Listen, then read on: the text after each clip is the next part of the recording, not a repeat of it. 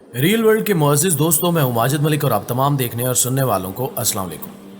ناظرین گرامی، جب بھی کوئی دو سپر پاورز آمنے سامنے آتی ہیں تو ہر زبان پر یہی بات ہوتی ہے کہ عنقریب تیسری عالمی جنگ شروع ہو جائے گی جس میں حق کو فتح حاصل ہوگی۔ لیکن سوال یہ پیدا ہوتا ہے کہ احادیث نبوی صلی اللہ علیہ وآلہ وسلم کی روشنی میں یہ جنگ کب ہوگی اور کس طرح مدینہ کو اچھی حالت میں چھوڑ کر ویران کر دیا جائے گا، اور کیسے ملک شام سے اس جنگ کا آغاز ہو رہا ہے۔ یہ سب ہم آج کسی ویڈیو میں بتائیں گے، اور آخر پہ آپ کو یہ بھی بتائیں گے کہ صوبہ سندھ کس طرح غرق ہوگا۔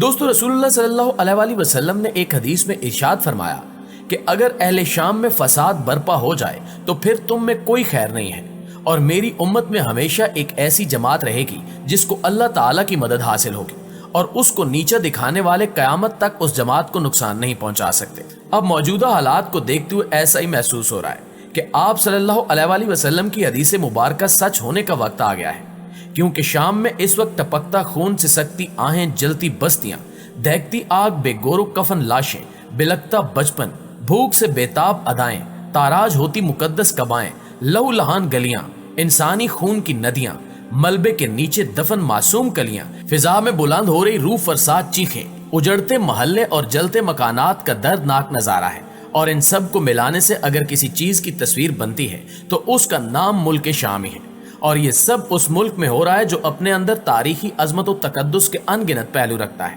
جس کے تقدس کا قرآن شاہد ہے اور جس کی عظمت پر احادیث رسول ناطق ہے۔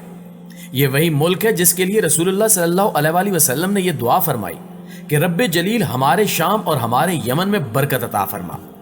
اس سرزمین کو نبی پاک صلی اللہ علیہ وآلہ وسلم نے مسلمانوں کی آخری ہجرت گاہ قرار دیا۔ چنانچہ آپ صلی اللہ علیہ وآلہ وسلم نے فرمایا کہ جیسے مدینہ کی طرف ہجرت ہوتی ہے ویسی ایک اور ہجرت ہوگی، اور یہ ہجرت وہاں ہوگی جہاں حضرت ابراہیم علیہ السلام ہجرت کر کے پہنچے تھے، یعنی ملک شام، اور وہاں ہجرت کرنے والے لوگ زمین کے سب سے نیک لوگ ہوں گے۔ دوستو، یہی وہ خطہ ہے جہاں قیامت سے پہلے حضرت عیسیٰ علیہ السلام اتریں گے۔ چنانچہ حدیث میں آتا ہے کہ جب حضرت عیسیٰ علیہ السلام زمین پر اتریں گے تو آپ کا نزول دمشق کی مسجد میں ایک سفید مینارے کے پاس ہوگا۔ یہی ارض محشر ہے، اور یہی وہ مبارک جگہ ہے جہاں قیامت کے قریب اللہ کے مقبول بندے جمع ہوں گے۔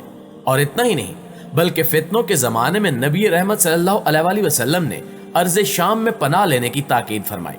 چنانچہ آپ صلی اللہ علیہ وآلہ وسلم نے فرمایا کہ قیامت کے قریب ایک آگ حضرت موت سے نکلے گی اور لوگوں کو ہکلاتے ہوئے لے جائے گی، اس وقت تم لوگ شام میں پناہ لو۔ یہ وہی شام ہے جس سے آثار قیامت وابستہ ہیں، اور جہاں حضرت ابراہیم علیہ السلام نے ہجرت فرمائی اور جو انبیاء کا مسکن رہا ہے، اور یہی وہ پاک جگہ ہے جو عہد قدیم میں سلطنت روما کا حصہ تھا، جس کی طرف سب سے پہلے حضرت صدیق اکبر رضی اللہ تعالی عنہ نے حضرت اسامہ رضی اللہ تعالی عنہ کی قیادت میں پہلا فوجی قافلہ روانہ کیا تھا، اور جس کی طرف حضرت خالد بن ولید رضی اللہ تعالی عنہ نے پیش قدمی کی تھی۔ پھر 15ویں ہجری میں جنگی یرموک سے قبل ہی جہاں اسلام کا پرچم لہرایا تھا۔ ناظرین گرامی، ملک شام کی ان تمام فضیلتوں کے باوجود اب اس کی تباہی کا وقت آ چکا ہے، جیسا کہ حدیث مبارکہ میں بیان کیا گیا تھا، اور یہی وہ تباہی ہوگی جو قیامت کی وجہ بنے گی، اور مدینہ میں ویرانی بھی اسی تباہی کے سبب ہوگی۔ اس حوالے سے حضرت معاذ بن جبل رضی اللہ تعالی عنہ کہتے ہیں کہ رسول اللہ صلی اللہ علیہ وآلہ وسلم نے فرمایا کہ بیت المقدس کی آبادی مدینہ کی ویرانی ہوگی۔ مدینہ کی ویرانی لڑائیوں اور فتنوں کا ظہور ہوگا۔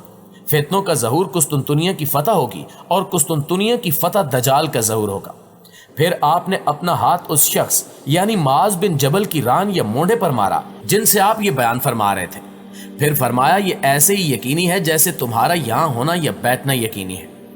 ایک اور حدیث میں آتا ہے کہ نبی کریم صلی اللہ علیہ وآلہ وسلم نے فرمایا کہ مدینہ کی ویرانی اس حد تک بڑھ جائے گی کہ کسی مسجد کے اندر کوئی کتا داخل ہوگا تو اسے روکنے والا کوئی نہیں ہوگا، اور وہ مسجد کے ستون پر پیشاب کرے گا، اور مدینہ کے پھلوں کو کوئی انسان نہیں کھائے گا۔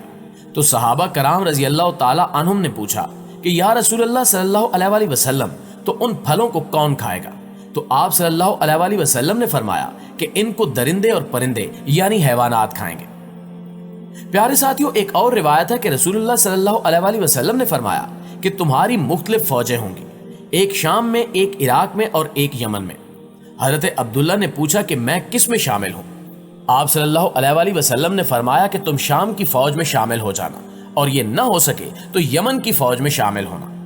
ان احادیث میں ٹائم لائن کے حساب سے عام ترین حدیث یہ بتاتی ہے ایک قوم میری امت میں سے ہند پر حملہ کرے گی، اللہ اس کو فتح عطا فرمائے گا، یہاں تک کہ وہ ہند کے بادشاہوں کو زنجیروں میں جکڑ کر لائیں گے، پس اللہ ان کے گناہوں کی مغفرت فرمائے گا، پھر وہ لوٹ آئیں گے تو شام کی طرف حضرت عیسیٰ ابن مریم کو پائیں گے۔ یہ دونوں محاذ اس وقت اس بڑی عالمی جنگ کے ابتدائی مراحل میں داخل ہو چکے ہیں، اور ویسی ترتیب نظر آ رہی ہے جیسے سید الانبیاء محمد مصطفیٰ صلی اللہ علیہ وآلہ وسلم نے فرمائی۔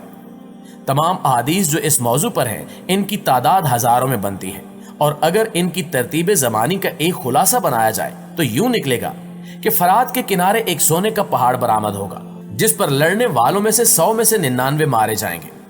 جزیرہ نما عرب اس وقت تک خراب نہ ہوگا جب تک مصر خراب نہ ہو جائے۔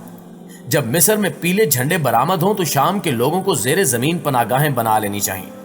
یاد رہے یہاں زیر زمین پناہ گاہیں بنانے کا اس لیے کہا جا رہا ہے کیونکہ شام پر اکثر تباہی فضائی حملوں سے ہوئی۔ اس کے بعد بیت المقدس کی آبادی، مدینہ کی ویرانی، بڑی جنگ، ملمت الکبریٰ کا آغاز اور قسطنطنیہ کی فتح، دجال کا خروج۔ اس ترتیب زمانی کے اعتبار سے ہم جنگ عظیم کے دہانے پر کھڑے ہیں جس کے آخری میدان ہند اور شام میں دامک اور آماک ہے۔ شام کی جنگ لڑنے والے گروہوں کو آپ صلی اللہ علیہ وآلہ وسلم نے رومی اور عرب کہا، جیسا کہ ابن حبان اور مستدرک حاکم میں حدیث درج ہے کہ پھر رومی اپنے بادشاہ سے کہیں گے کہ ہم عرب والوں کے لیے آپ کی جانب سے کافی ہیں، چنانچہ وہ جنگ عظیم کے لیے اکٹھے ہوں گے، 80 جھنڈوں کے تحت آئیں گے اور ہر جھنڈے کے تحت 12,000 سپاہی ہوں گے۔ آپ نے فرمایا کہ ان کی طرف ایک لشکر مدینہ سے پیش قدمی کرے گا جو اس زمانے کے بہترین لوگوں میں سے ہوگا، ان میں سے 1/3 مسلمان بھاگ کھڑے ہوں گے جن کی توبہ اللہ قبول نہیں کرے گا، 1/3 شہید ہو جائیں گے جو افضل شہداء ہوں گے، اور 1/3 فتح حاصل کر لیں گے۔ واضح ہے کہ اس وقت دونوں میدان جنگ گرم ہو چکے ہیں۔ یہی وجہ ہے کہ ترکی نے اس سال 21 جنوری کو صبح کے وقت افواج شام کے آفرین علاقے میں اتار دی ہیں۔ ترکی کا مقصد اپنی سرحد کے ساتھ ساتھ 30 کلومیٹر کا علاقہ سیف زون بنانا ہے، لیکن اس کی یہ حرکت امریکہ اور عالمی طاقتوں کو ناراض کرنے کے لیے کافی ہے جنہوں نے ان کو مدتوں تک ایک سیکولر لبرل فوج کی حیثیت سے پالا پوسا ہے۔ یوں تو اس وقت پورا ترکی طیب اردگان کی قیادت میں جمع ہے اور ترکی کی ہر مسجد میں قنوت نازلہ پڑھی جا رہی ہے۔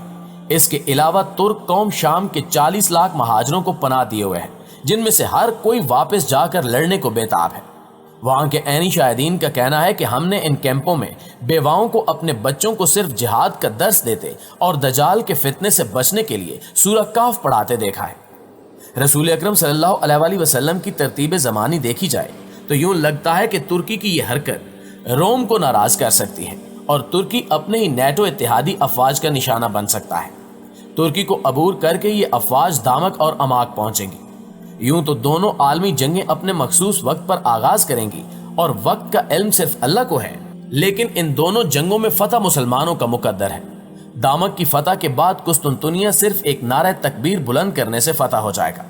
مسلمانوں کی ان عظیم فتوحات کے بعد دجال اصفہان سے نکلے گا جس کے ساتھ 70,000 یہودی ہوں گے، جس سے آخری جنگ کے لیے سیدنا عیسیٰ ابن مریم علیہ السلام کا ظہور ہوگا۔ جی تو معزز دوستو، یہ تھی ہماری آج کی ویڈیو۔ آپ دوستوں کی رائے اس حوالے سے کیا کہتی ہے کمنٹ کر کے ہمیں ضرور بتائیے گا۔ انشاءاللہ آپ سے ملاقات ہوتی ہے اگلی ویڈیو میں، تب تک اپنا اور اپنے پیاروں کا ڈھیر سارا خیال رکھیے۔ اللہ نے